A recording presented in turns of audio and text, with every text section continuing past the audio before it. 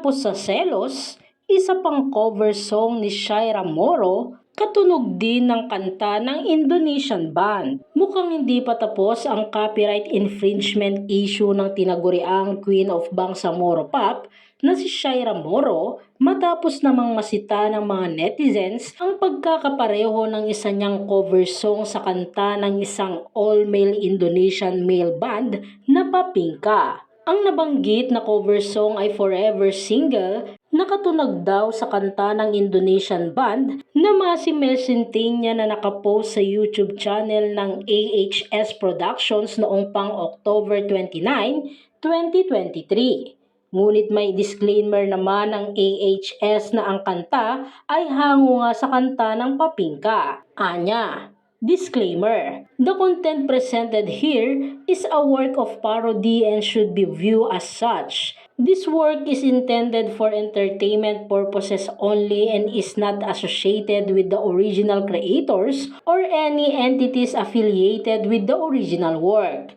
Mababasa sa caption nito.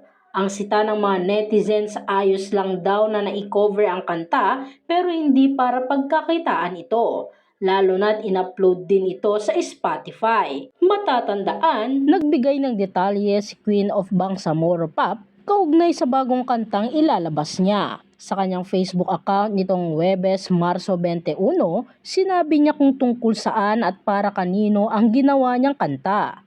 Ayon sa kanya, marami raw nagmumungkahing magpapayat na siya, lalo na ngayong isa na raw siyang celebrity. Anya, Assalamualaikum po guys. Ilalabas na po ang isa sa mga bago kong kanta soon. Daming nagsasabi at nagmumungkahi na dapat daw magpapayat ako dahil celebrity na daw ako. Kaya dapat maganda ang body figure. Saad ni Shaira. Sorry po, di po ako artista. Local artist lamang po ako. And I am proud to say na sa chubby mo makikita ang ganda. Dagdag pa niya, lahat ng chubby o mataba around the globe mag-ingay. Good vibes lang. Pangsupalpal ni Shaira sa mga bashers. Samantala, okay na okay daw ang Queen of Bangsamoro Pop na si Shaira Moro sa kabila ng pagtanggal ng kanta niyang Selos sa mga online streaming platform. Matatandaan nagkaroon ng copyright issue ang naturang kanta dahil galing umano ang melody nito sa kanta ng Australian singer-songwriter na si Lenka na Trouble is a Friend.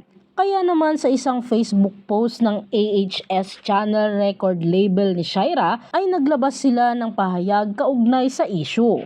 Anila, on behalf of our artist Shaira, AHS Production would like to convey our heartfelt apologies to all those who have enjoyed listening to the song Selos as it is now unavailable in all online streaming platforms. Saad ng naturang record label.